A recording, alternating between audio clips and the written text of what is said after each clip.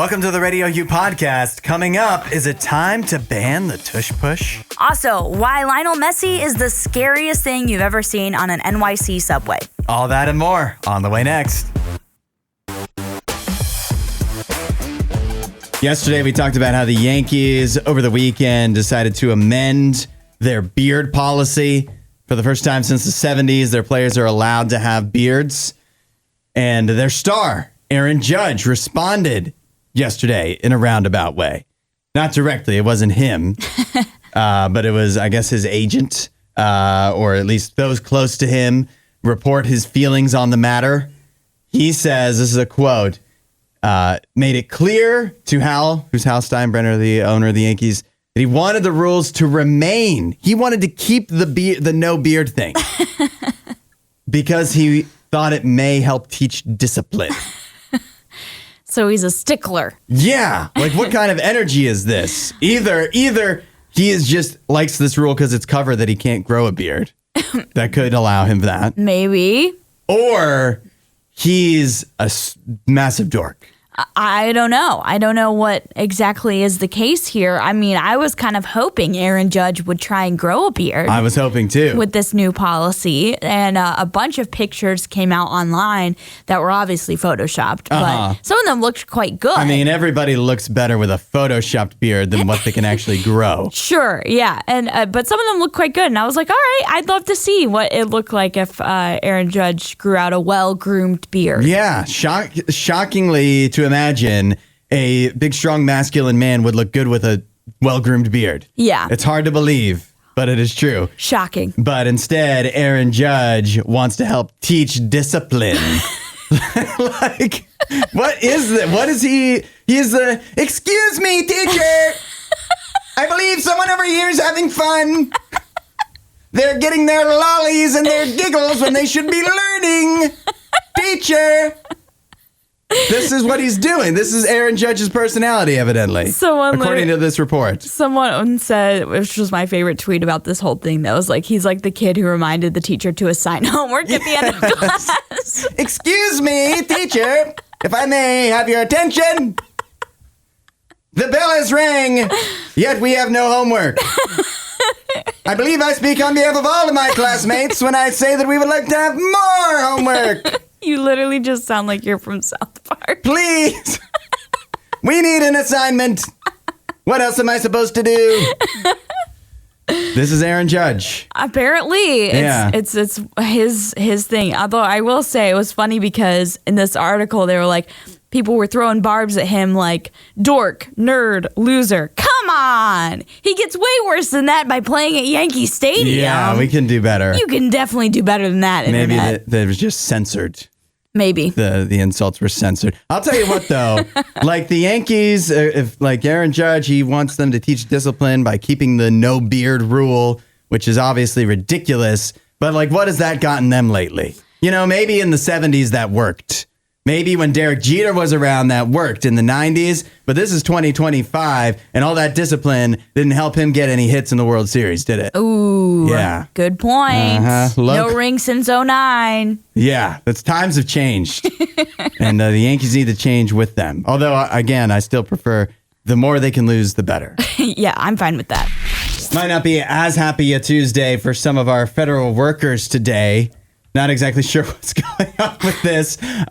So this was last night, right? Last night at midnight was the deadline imposed by none other than Elon Musk when he sent out the mass email to a bunch of federal workers that said, you need to email back with your 5 bullet points on what you've done in the past week or you're done. I'm summarizing that pretty accurately? It sounds like it because I guess on X he wrote that failure to reply to this email would be taken as a resignation. Mm-hmm. So, yeah, that's a bit extreme, but okay. Meanwhile, at many of our federal agencies, like the FBI and the State Department and the Pentagon, pretty important places. Yes. They've told their employees not to take it seriously. To just ignore it. So obviously a whole lot of confusion going on. And I imagine that some of that will start to be sorted out later today as we get into like business hours Yeah. for everybody. But all I'm thinking is that would be, I'm glad I don't have to deal with that. Really? Yeah, we have meetings here once a week where it's like account for yourself for the past week. And every week I go into the meeting going, this is it for me. This is it. They're going to hear what I've been doing and they're going to go, that's not real work. I'm about to be fired. Yeah, what are we paying you for? And they're going to send me home. Hudson, that's not true. You know you have a full schedule each day. Full of nonsense. Full of bullet points. So you would easily be able to answer this email. Yeah. You'd have 5, you pull 1 from each day, and there you go. I would, if I was in the government, I mean, honestly, you think he sent this out? This has been sent out to everybody. How many federal employees are there? I don't know. A lot. A lot. Yeah. And so you just make stuff up. Even if you like your job and you don't want to leave and you actually aren't doing any work, you just make stuff up. Yeah, I mean, is Elon actually reviewing these emails? You know what I heard? What? I saw a headline on NBC News that says they're using AI to analyze the responses to see. I mean, that does make sense. I mean, yeah, but that's also crazy. There's no way manpower could actually go through all of those emails. Yeah, you know? But the idea that they're using AI to assess whether people are actually doing their work, that would upset me just right there. I don't know. I mean, that was the headline I saw. I don't know if it's not exactly a fair judgment here. No, it doesn't feel like that. Yeah. So but hey, fortunately here, I guess the bar is much lower. We don't have Elon Musk poking around here. I do have a few family members that actually work in federal jobs. Yeah. What do they do? They work at like the Defense Supply Center. No, I mean like what? Did they respond? Oh, I don't know. I need to ask them to see if they got this email. Well, if you see them with a cardboard box full of their belongings today, I guess you'll know. No. I'm sure they're not losing their jobs. Oh, I hope they came up with a good response. It's so crazy. I want to know more. I want to know. It must be wild living. And for some, working in the government, in many cases, depending on your role, like that would be very high pressure. But at the same time, in this scenario, the idea is that there's a lot of people that are doing pretty much absolutely nothing and getting paid by us, the taxpayers, for it. And so for them, what a shock this would be that they've been just skating by until now. And all of a sudden they have this high pressure thing and they're like, what do I do? Do I lie? Do I lie? Yeah. Do I like find an email like that when I actually used to do work and like do that, what do I do? This topic, in all honesty, is so dicey because I feel like no matter what side you lie on, there's parts of it that you hate, parts of it that are just like, okay, I guess that makes sense. But it's just, it's a wild world we live in right now, Hudson. Better or worse, this is how things are being done right now. Right. Which means either, I guess like one scenario is that, the FBI, State Department told employees to ignore it. And so nothing's going to happen because they feel like people can just ignore it and just whatever. Right. Or they can't fire everyone. Yeah, they're going to fire everybody. And so like the one scenario is way more people get fired than we actually needed to fire. And all of a sudden, we're running around like chickens with our heads cut off because we've got no State Department anymore. So. Yeah. Some people already feel like that's the case. Only time will tell. That's how actually I should just cap off every story that way. Yeah. We could literally just say only time will tell. I feel like I could always say, well, I guess we'll see. And that's the proof that we don't need our jobs because everything we do could just be replaced by somebody going, only time will tell. Well, one of the things that I think is so interesting when you read scripture and you see a lot of Jesus's interactions in the Gospels is you see that he talks with a lot of what can only be described as some pretty messed up people. Oh, yeah. Story after story after story. But I think that's the beauty of it because we're all messed up deep down. Even if we don't think we are, there's all sorts of manners of ways that we are. And I just love that God has a heart for that. He's like ready to actually go and talk with the messed up people when no one else is. And I just think that's so beautiful. I think there's two things to take away from that. One is I know from experience when you feel like a messed up person and nobody wants to talk to you, it's good to know that Jesus wants to talk to you. But also, I think it's inspirational for all of us to remember, because many people want to live in your own bubble and you don't want to. You want to be with the clean and nice people that you're friends with, and you don't want to interact with the other people. But as Jesus shows you need to, it's important to show them love as well. And when you start talking to those people, like the people that the people that Jesus was talking to oftentimes in the Bible, and the people that we oftentimes shy away from, those are some of the most interesting people you'll ever have conversations with, because they've been through stuff. Right. They're not just living the same boring life that many of us live. Well, and they're so, they have perspective. They're down to earth. And it's important to talk to one another and to hear each other's perspective, to hear each other's experience, so that you can kind of learn from that. That's an important thing, but also grow community and all of those things. But I think the most important thing when I think about how Jesus has a heart for messed up people is it reminds me, and you hit on this with your first point, that God doesn't care about that messed up part. All he wants to do is have that relationship with you. We kind of use that as a barrier to stop us from, maybe taking the step to have a relationship with God. We think we're a little too messed up for a guy like Jesus. It's like we're not good enough for him. We really can't approach him. He's the King of Kings. How can we talk to the King of Kings? We got all this stuff going on in our lives that's all messed up. So we use it as like a guilt and shame barrier from having a relationship with our Creator, which we shouldn't, because even though we may be messed up right now, the beauty of Jesus is when you come to him, he doesn't let you stay there. He doesn't make you wallow in those things that make you feel that shame and that guilt. He takes that away from you. It's a freedom like you've never experienced before. I remember when I was saved at 13, and the only way I could describe it, it was like a weight lifted off my shoulders, because that's what it is. It's true freedom. Yeah, it's a God that is willing to get on your level and not do what people tend to do, which is they see you're messed up and look down upon you and want to throw that back in your face sometimes. And even people that want to be helpful,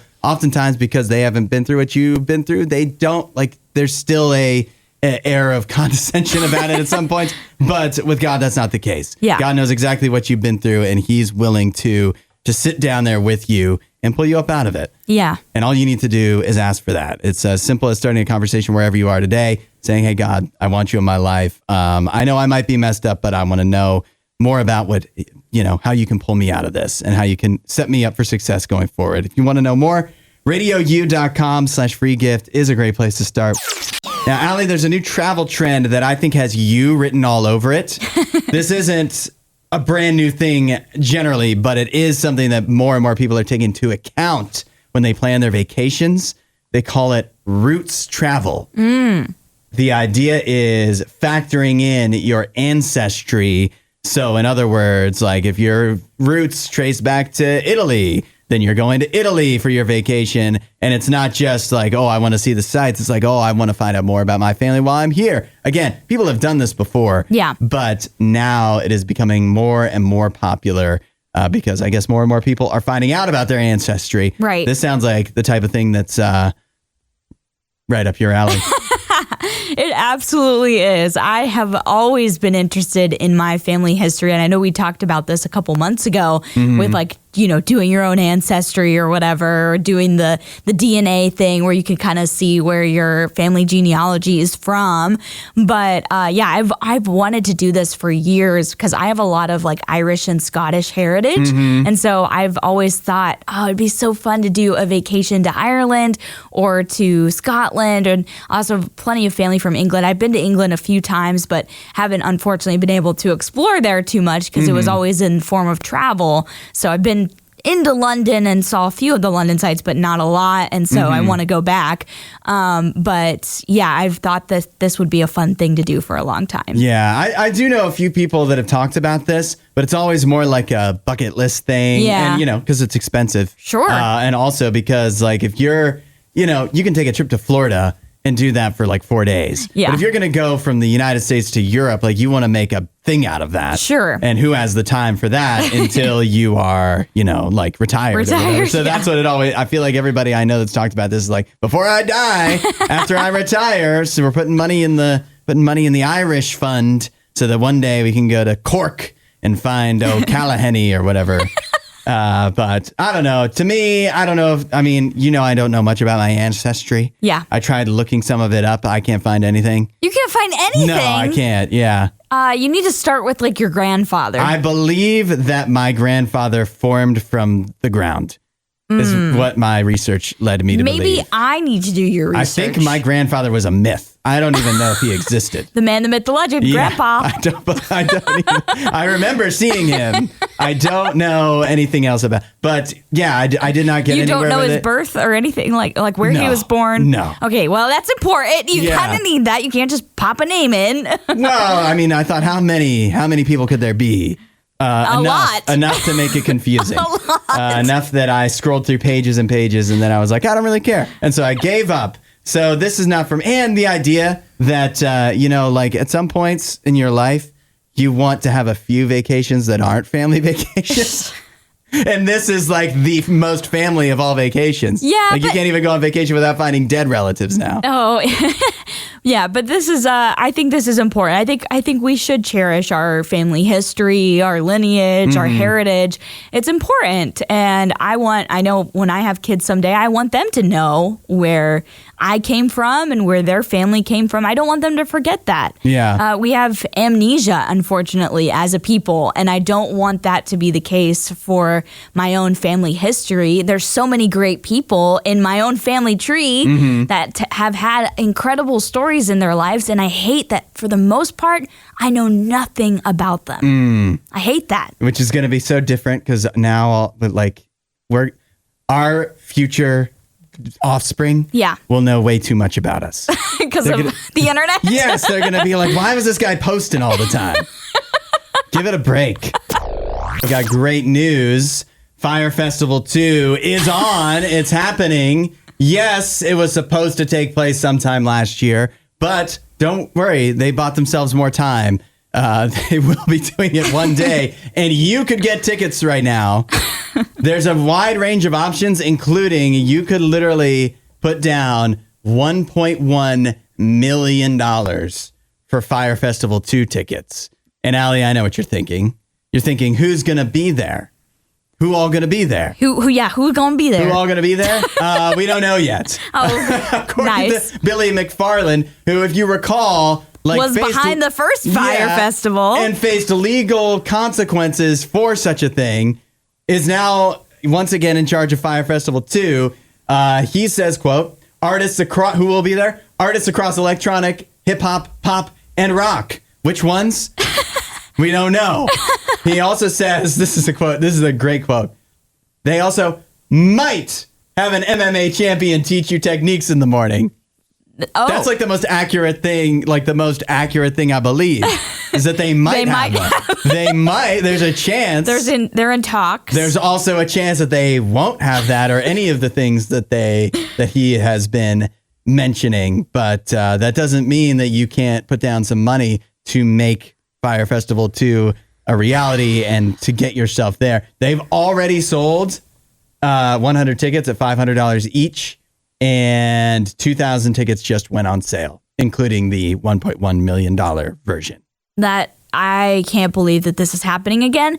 And not alone that it's happening again, but also that it's happening with the same guy that did it the last time, which we clearly is a person that has been scammy from the beginning. If you ever watched the documentaries, there was one on Hulu right after the Fyre Festival happened. And then there was one on Netflix. They break down that this guy's history is shady. Like he was involved with really, really bad stuff from the beginning, as in like, schemy stuff that's just like not on the up and up. Yeah. And so the fact that he's back and behind Fyre Festival 2, it's like, why would anyone give this guy money? Yeah. Yeah. The first time, if you were an attendee to Fyre Festival, you can be forgiven. Obviously, it was a waste of money. Maybe you should have seen, but like nobody knew. Right. Nobody actually knew till they got there, and it was a disaster. Like, do we even know if those people actually got their refunds? I have no idea. Because that money just disappeared. Billy McFarland paid some kind of price, but I don't know. Obviously, it wasn't too steep because he's back doing this again. But this time, there's been multiple documentaries. He's faced legal consequence. This time, it's on you.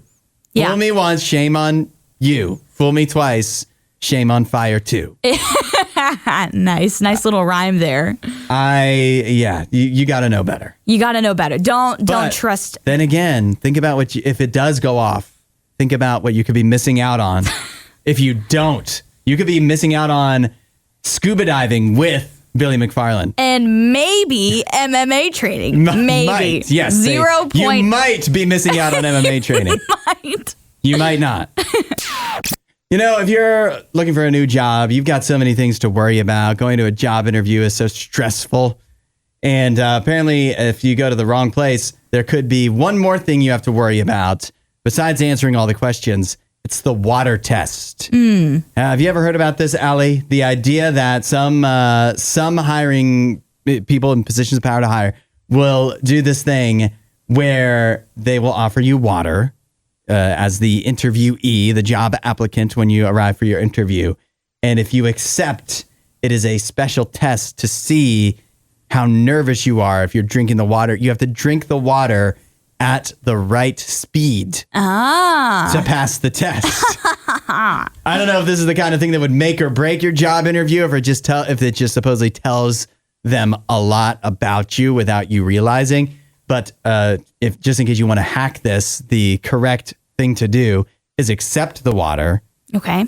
And drink one sip after every question.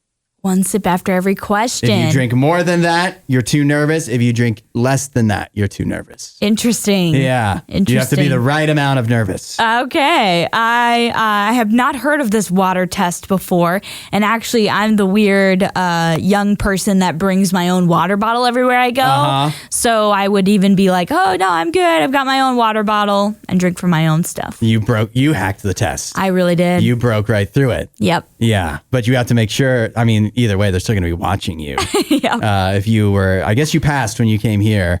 Yeah. I want to be a hiring manager. Okay. Because I would come up with stupid things like this that would be like, I'm not going to even look at your resume. They don't need to know that. But I'm not even going to look at their resume. It's just going to be like, did you cross your legs the right way for the right amount of time and then uncross them and rearrange them at exactly the 18-minute mark of the interview? And just like, well, if they didn't do, and then come up with some reasoning later on TikTok for why that was important. Well, yeah, right. Give people the lowdown. Yeah. Yeah, I don't know. I feel like if I was a hiring manager, I would probably go into more of a philosophy route. I don't know why I can't speak this morning. It's probably because I'm tired once again tired. But I think I would be giving people like philosophical problems to solve. The trolley test? Yeah. Well, I don't know if I'd go with the trolley problem. That really is a really hard one, but maybe some other ones. But I think I would pass the trolley test. You think you'd pass the trolley? You have a solve for that dilemma? I do. I've always thought this. So the trolley test, right, is like there's two train tracks. Yep. You've got a trolley coming down the tracks, and one spot on the track, there's one person tied down to the rails. And the other spot, there's five. And you get to choose which way does the trolley go. I would simply build a ramp so that it would do a jump over the people and land on the track seamlessly. So you're the classic circumventer that does not want to deal or address with problems. In other words, no, you're not hired. I think we need people to think outside the box with this agency. And so if you just want to continue doing things the same old way, guess what? The times are going to change and you're going to be left behind. And where am I going to be? Standing on a mountaintop. That sounds like I got there with a ramp in a trolley. That sounds like what a Netflix script writer would write if they were trying to write somebody that's like, they're so bold and they're so, they come up with the great solutions or whatever. If they were trying to make them cool in a job interview, they'd be like, I build a ramp because I think out of the box. And like, no, actually, you just don't want to solve the problem. It's crazy because there's so many different ways around the trolley problem.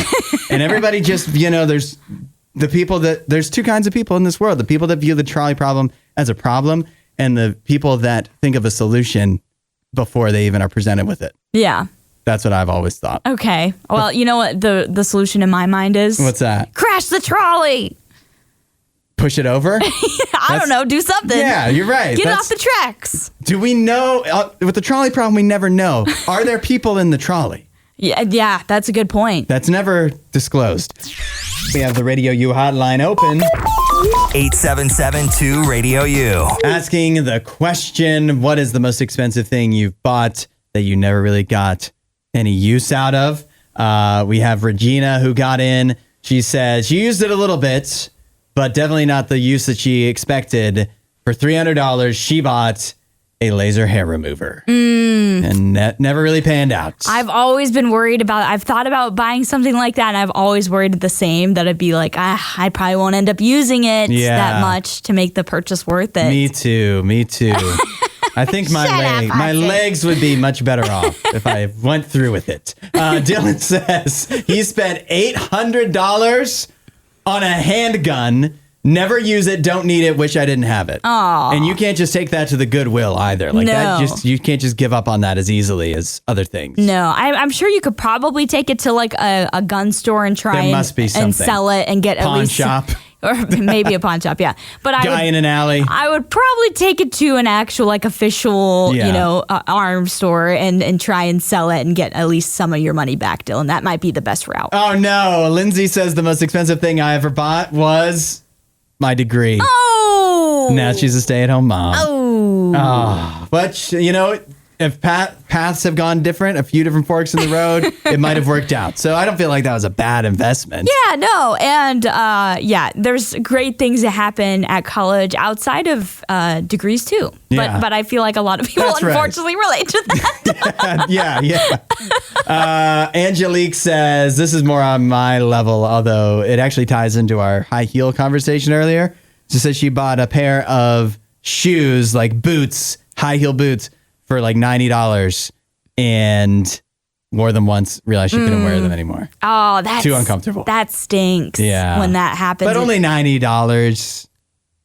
That's a lot of money, Hudson. It's not a degree. It's not an $800 handgun. But still, you feel like $90 for a pair of shoes, that's a lot of money, and to not wear them besides one time, that does stink. What's yours, Allie? So not much different from that. I purchased a pair of Wrangler flared jeans, which if you know Wrangler, it's a great brand, denim. And the flares are in now. The flares are in. I bought these a few years ago when the flares were just coming back. Yeah. But unfortunately, and you probably don't know this about me, many people, because you can't see me right now because I'm on the radio, but I am quite petite. I am 5'3", and a 5'3" at the best on my best day. So one thing to note about any type of flared jeans or any jeans in general for me, they're typically too long, like regular jeans. Yeah. And so these are way, way too long. I could probably get them altered, but that would be more money. Yeah. It just doesn't feel worth it. So they're still sitting in my closet, tags still on there. Maybe you'll get taller one day. I was like, maybe I could, return them. Didn't do that. The timeline is now way too long for, it's way past where I could return it. Yeah. I don't know why I haven't sold them to, get the money back for them or at least some of the money back for them. But yeah, that's a purchase that I feel really dumb about, that I'm like, you've always known that jeans don't fit you right. Why did you buy these online? Yeah, you didn't try them on first? No, I bought them online. I mean, where are you going to go get like these type of, at this point, you aren't going to find these Wrangler jeans in too many places. So yeah. I mean, I don't blame you. Who shops in store anymore? Robbie says a drone. Turns out you have to find legal areas to fly it, and also everyone hates you. Oh, they do in New Jersey. Yeah, especially now. The drones not looked kindly upon. The NFL in the off season. What a great time to possibly make some rule changes, like, I don't know, banning the tush push. That's an idea that's been proposed. It's come up before, but specifically, it was just reported that one team in particular proposed to the league's competition committee banning the tush push. That team, my very own Green Bay Packers. Allie, what do we think about banning the tush push? I think it's a little extreme that you would want to ban a very sometimes successful play in football when potentially you could benefit from it yourself, Green Bay Packers. They have. Yeah, so why would you want to ban it? Have they been the victims of the tush push? No, not that I can. Like teams have used it against them egregiously or something? No, I don't think that it's like, I don't There's definitely not. They lost to the Eagles, but it had nothing to do with the Tush push. Right. That's what I would think. It's like, has it caused anything that you would think would be like, wow, this is bad. We need to get this removed from the sport. I don't really think so. I think the argument against it is it's more rugby than football. Okay. And then you get where this didn't affect the Packers, but if you recall in the NFC Championship game, the Eagles trying to run the tush push down at the goal line, and the Washington Commanders repeatedly going off sides. Which eventually led to the referees saying, if you go off sides again, we're just giving the Eagles a touchdown. Right. Which is ridiculous. And that's something, and that's not the Eagles' fault for running the tush push. But when you have a play like that in some senses, if it's run well, can only be stopped by going off sides undetected, it doesn't make for a very aesthetically pleasing product. Sure, but so is the same problem with like the quarterback sneak. Like, this has been a play in football forever. It's just you have a small distance to cover, and you just want to try and get the quarterback in any way you can. And so I just don't know why people would want to be like, we got to get this out. If it was causing some type of really bad injury, something like that, then maybe, I could listen to some arguments. But this just seems a little bit like you saw one example of a team finding a way to abuse it in which it was not successful. Mm-hmm. They were not able to stop the Eagles. And so I just don't see any example as to why it needs to be banned. I just think it's it's not fun to watch. It's not. So as like the There's NFL. There's plenty of moments in football that I think are not fun to watch. The NFL is an entertainment product. Should we ban commercials? I'm fully in support of that. People love the commercials at the Super Bowl. Not during regular season, you don't. If you like the tush push, I feel like you should be watching rugby. And like, as long as it's in the rules, I don't think it's a big, it's not going to stop me from watching football, but I would prefer if they got rid of it and you had to run an actual football play.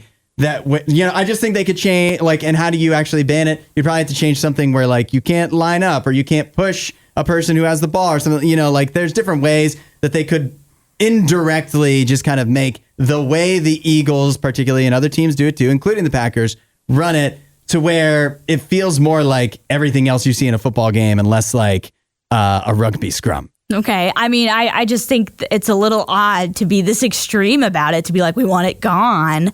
I feel like maybe change some of the rules as far as how plays could be made, like what you said, but I don't know. I just feel like this is an overreaction. I don't even remember in watching the NFL this season being like, wow, that was really annoying. Why were they doing that play? This is not entertaining at all. Because it's successful. Right. But if your team is scoring, that's a good thing. I think, but it's much more fun to watch.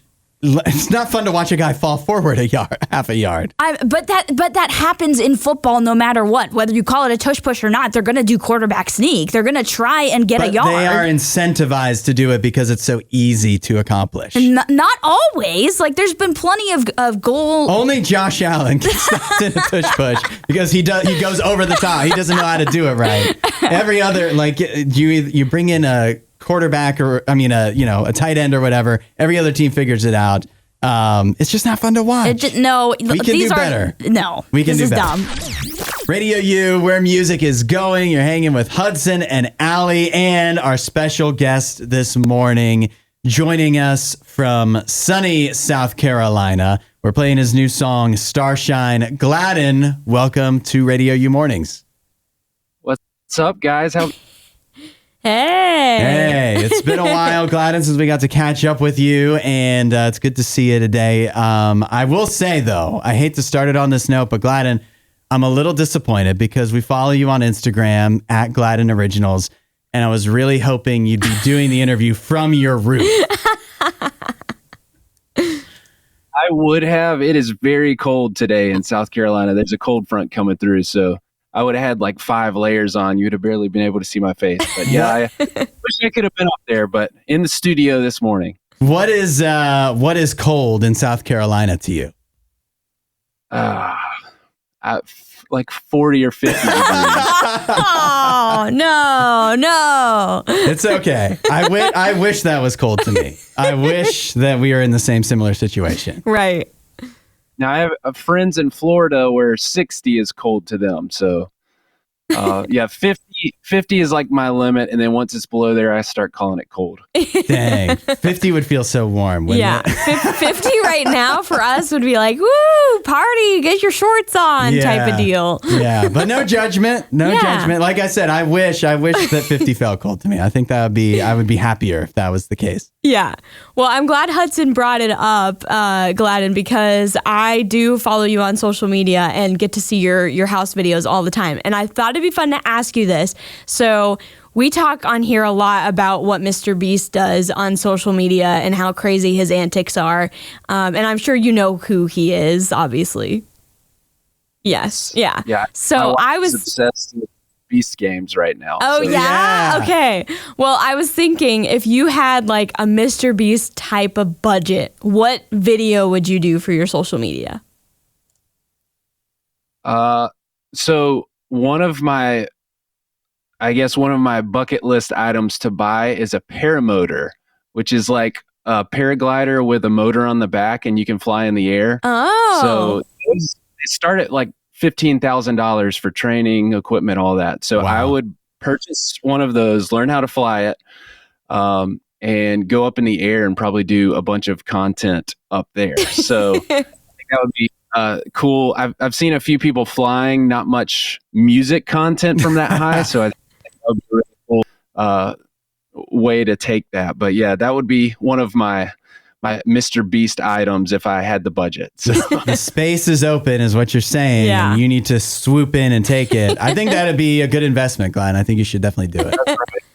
Put my donation link down below. Right Gladden, I know you've got a lot of songs that you put out. You've already put out a couple this year. You got a new one coming soon that we'll talk about in a second. But what is it? Like the total's like 47 now that people can listen to?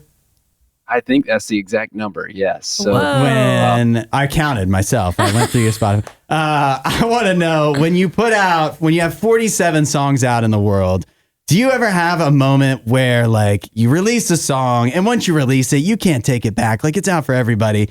But then you think later on, you hear it or something, you go, I wish I did something different with that. Or I wish I didn't release that at all. Does that ever happen as a musician?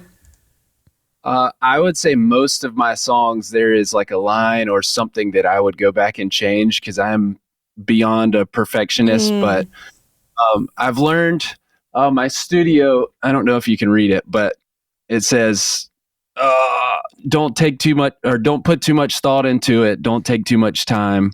And then on the bottom it says, don't put too much thought into it. We'll make it all right. That's future lines from a song that isn't out yet, but just reminds me to kind of create and then let it go. And, you know, God will do what needs to be done with it. But I do struggle with that, with the perfectionist part of it and wanting to take things down after they're already out, especially video and content creation as well. But just got to let it go and it's out in the world. And a lot of people, they don't spend that extra time that I do thinking about it out there. Yeah. Well, and once you put something out too, I was like I said, you can't take it back once it's a song out because people, even if it's not perfect to you, people fall in love with it. And so, you just have to put it out there and let it go. Yeah. Yeah. But as far as like a specific song, no, I love all the music that's out there. I wouldn't take any of the song or vibe or anything back. It's just those few little lines here and there. Yeah. Well, one song I think that hasn't had the chance for that to happen yet because it's still to come. That is your new song. It's Sunshine Every Day. Is that what it's called? That's on the way. That's right. Tell us. I'm excited about this one. Yeah. Give us the scoop before everybody gets a chance to hear it.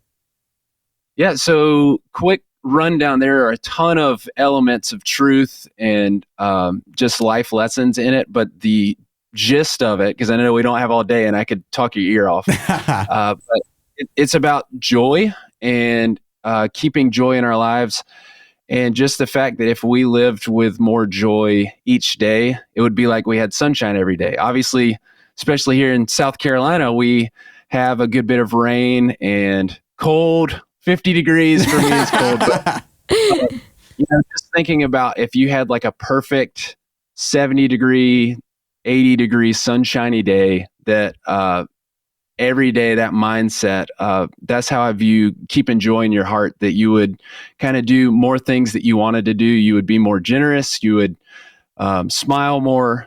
Just all those sorts of things are kind of embedded in the song. But yeah, really fun.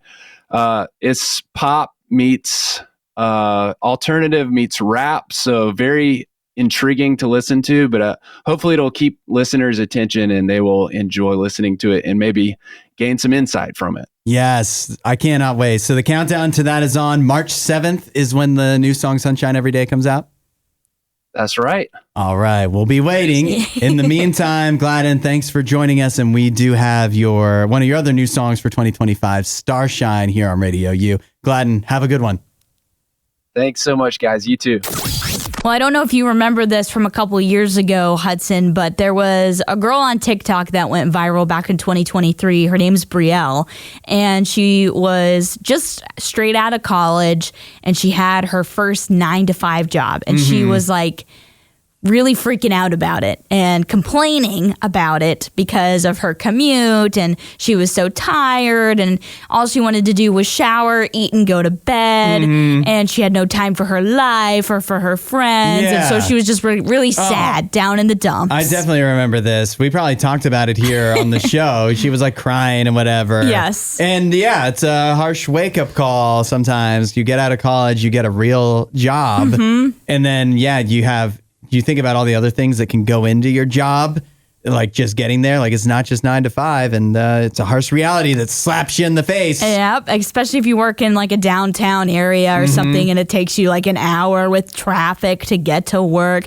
You got to incorporate that time. So yeah, I mean, I definitely can relate to the struggles of that. We've all been there, especially if you've worked in a more corporate type of setting or job. But we have an update from Brielle. The update is she was laid off. Yeah. Apparently she worked at a startup, and I think the quote that she put in here is actually hilarious, and this sounds like the most startup thing ever. Yeah. They didn't have the workload or the bandwidth to keep her on. The bandwidth, that's really a startup lingo right there. Yeah. So in other words, it's sounding to me like this may be less about her and more about that startup. Yeah. Might be having some issues. They might be having some problems. Slowing down. Yeah, they might not be starting any new things. Yeah. So yeah, we got an update from Brielle. She did say that her boss told her she had done a good job during her time with the company. I think every boss probably tells them that, tells a person that when they're being laid off. Yeah. Not me. I got laid off once, and they were like, "Good riddance." Oh, really? Yeah. They said you did a bad job? It was at my dad's job.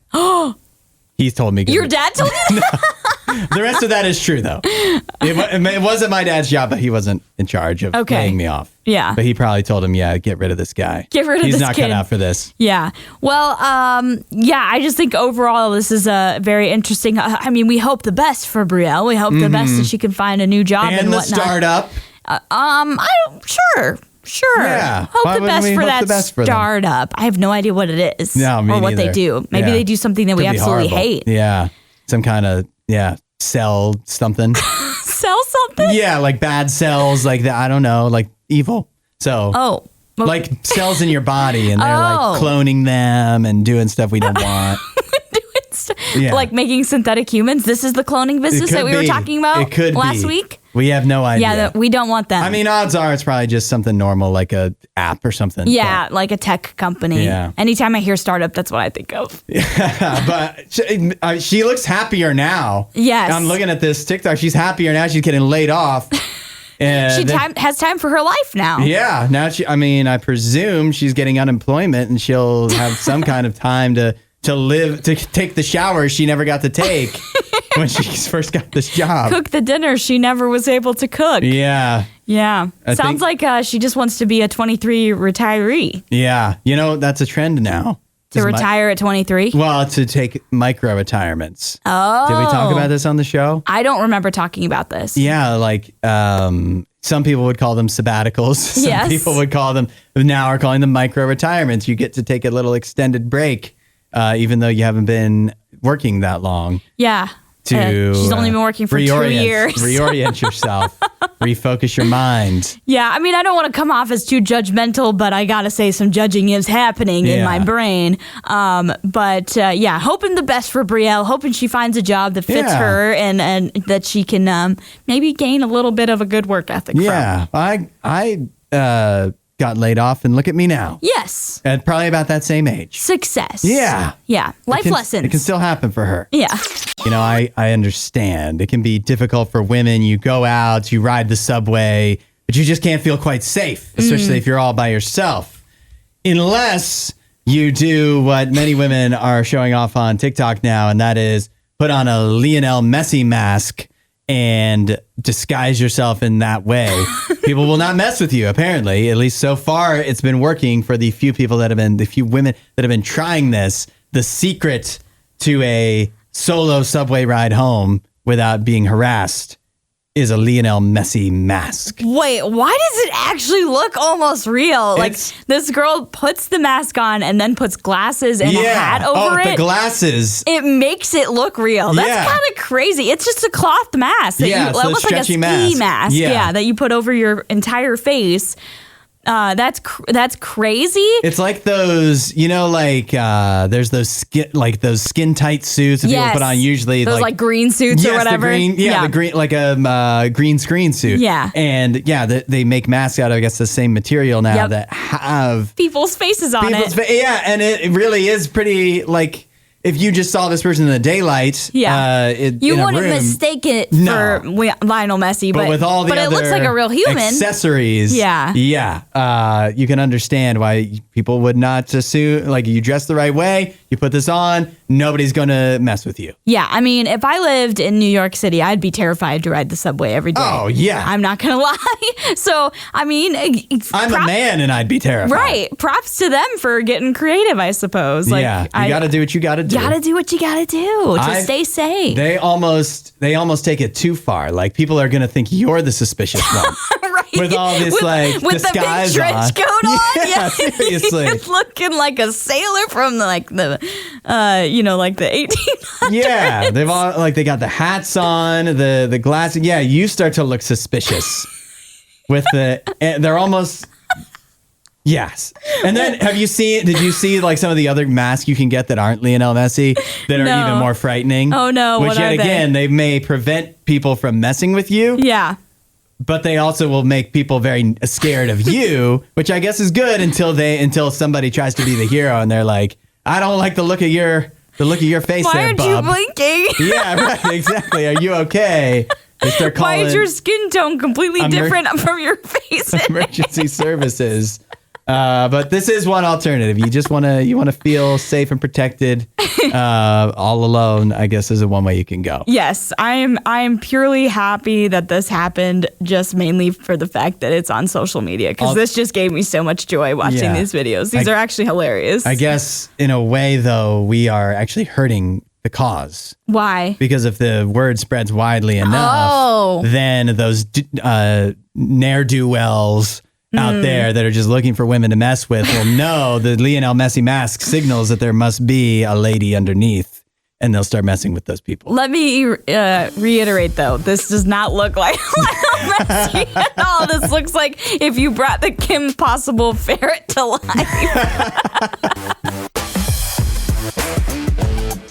Thanks for listening to The Hudson Show. Please don't forget to rate and review the podcast.